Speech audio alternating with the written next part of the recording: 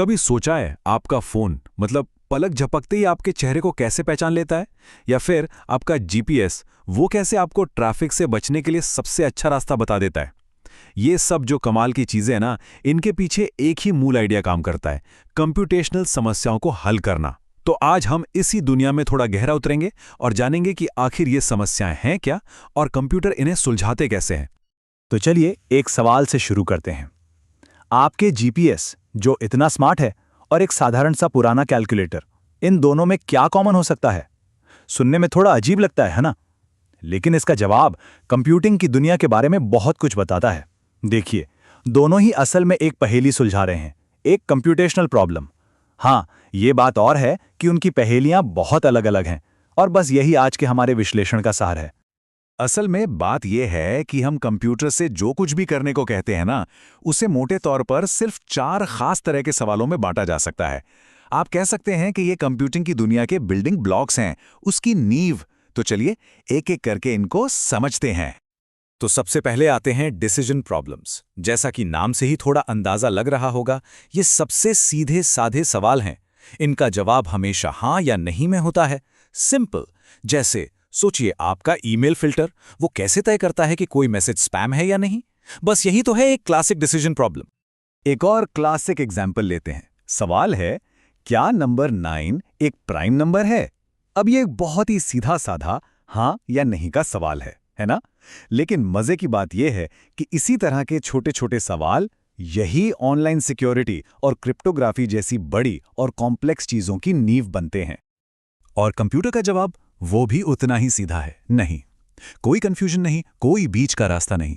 यही तो खूबी है डिसीजन प्रॉब्लम्स की। लेकिन कई बार हमें सिर्फ हाँ या नहीं से काम नहीं चलता, हमें इससे ज्यादा कुछ चाहिए होता है। हमें असल में कुछ खोजना होता है। और बस यहीं से हम अपनी अगली कैटेगरी पर आते हैं, सर्च प्रॉब्लम्स। नाम से ही एकदम साफ है ना? यहां मकसद है जानकारी के एक बहुत बड़े ढेर में से कोई एक खास चीज ढूंढ निकालना।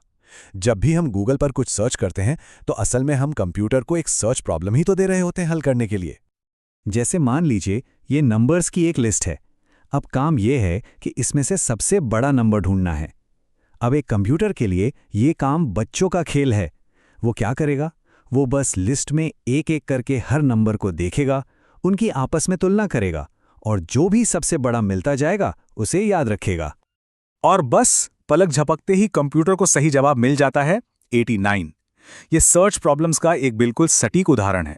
लेकिन कहानी यहां और भी दिलचस्प हो जाती है जब हमें सिर्फ कोई भी जवाब नहीं बल्कि सबसे अच्छा जवाब चाहिए होता है। और अब हम आ गए हैं ऑप्टिमाइजेशन प्रॉब्लम्स पर। यहां खेल पूरी तरह से बदल जाता है। अब बात सिर्फ कोई एक जवाब ढूंढने की नहीं है, अब बात है हजारों लाखों ऑप्शंस में से सबसे बेहतरीन मतलब ऑप्टिमल जवाब ढूंढने की। इसका सबसे बढ़िया उदाहरण है हमारा जीपीएस। जब हम कोई डेस्टिनेशन सेट करते हैं तो वो हमें सिर्फ कोई भी एक रास्ता नहीं दिखा देता है ना? नहीं, वो दूरी, उस वक्त का ट्रैफिक, स्पीड लिमिट्स और न जाने कितने दूसरे फैक्टर्स को एनालाइज करता है ताकि हमारे लिए सबसे बेहतर, सबसे एफिशिएंट रास्ता खोज सके।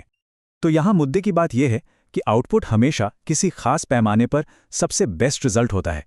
जैसे कि सबसे कम लागत जो एक डिलीवरी कंपनी अपने रूट्स की प्लानिंग करते वक्त चाहेगी, या फिर सबसे ज्यादा मुनाफा जैसा एक स्टॉक मार्केट ट्रेडर चाहेगा। और चलिए अब अपनी 4 मुख्य कैटेगरीज में से आखिरी पर आते हैं, काउंटिंग प्रॉब्लम्स। जैसा कि नाम से ही लग रहा है, ये सब कुछ कितने या कितने तरीके हैं जैसे सवालों के जवाब देने के बारे में है। जैसे ये सवाल लीजिए, 5 अलग अलग लेटर्स को कितने तरीकों से अरेंज किया जा सकता है? ये मैथ्स के एक फील्ड से जुड़ा है जिसे कॉम्बिनेटोरिक्स कहते हैं, जो असल में चीजों को अरेंज करने और गिनने का ही साइंस है। और कंप्यूटर, खैर वो तो ऐसी कैलकुलेशन को बिजली की रफ्तार से करने में उस्ताद होते हैं। तो ठीक है, हमने डिसीजन, सर्च, ऑप्टिमाइजेशन और काउंटिंग इन चारों को समझ लिया। ये वो 4 मुख्य काम हैं जो हम कंप्यूटर से करवाते हैं। लेकिन अब चलिए थोड़ा एंगल बदलते हैं। कंप्यूटर क्या करता है ये देखने के बजाय अब हम खुद प्रॉब्लम्स के नेचर को देखते हैं, क्योंकि हर प्रॉब्लम की अपनी एक पर्सनालिटी होती है और उसे हल करने के लिए इस पर्सनालिटी को समझना बहुत जरूरी है। तो मोटे तौर पर हम प्रॉब्लम्स को 2 टीमों में बांट सकते हैं। एक टीम है वेल डिफाइंड प्रॉब्लम्स की, मतलब ऐसी समस्याएं जो एकदम साफ हैं, जैसे कोई मैथ्स की प्रॉब्लम, लक्ष्य साफ, नियम साफ और एक ही सही जवाब। दूसरी टीम है इल डिफाइंड प्रॉब्लम्स की। ये काफी धुंधली और खुली हुई होती हैं, जैसे किसी को कह देना फ्रेंच में कुछ लिखो। अब इसका कोई एक सही जवाब तो है नहीं और लक्ष्य भी पूरी तरह से क्लियर नहीं है। और ये जो कॉम्प्लेक्सिटी की सीढ़ी है ना, ये बहुत शानदार तरीके से दिखाती है कि प्रॉब्लम्स का लेवल कैसे बढ़ता है। सबसे नीचे है सिंपल प्रॉब्लम्स, ये किसी रेसिपी को फॉलो करने जैसा है।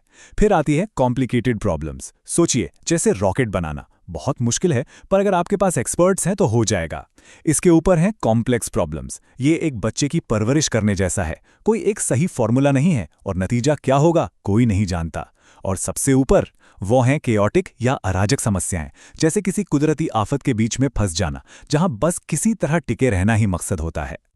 तो ठीक है, हमने इन सारी कैटेगरीज और क्लासिफिकेशन के बारे में बात तो कर ली, लेकिन बड़ा सवाल अब भी वही है, आखिर ये सब मायने क्यों रखता है? इस आखिरी हिस्से में हम यही देखेंगे कि इन फर्क को समझना सिर्फ कोई किताबी बात क्यों नहीं है, बल्कि असल जिंदगी में प्रॉब्लम सॉल्व करने की चाबी है। देखिए, प्रॉब्लम्स को सही ढंग से क्लासिफाई करना ये बेहद ज़रूरी है। क्यों? क्योंकि ये हमें काम के लिए सही टूल, मतलब सही एल्गोरिथम चुनने में मदद करता है। जाहिर है, आप एक सर्च प्रॉब्लम के लिए वो तरीका नहीं अपनाएंगे जो एक ऑप्टिमाइजेशन प्रॉब्लम के लिए बना है। ये हमें यह समझने में भी मदद करता है कि क्या चीज़ मुमकिन है और क्या नहीं।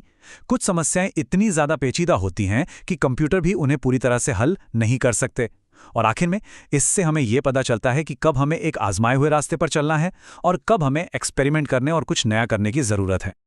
और ये सब हमें एक बहुत ही दिलचस्प सवाल पर लाके छोड़ देता है।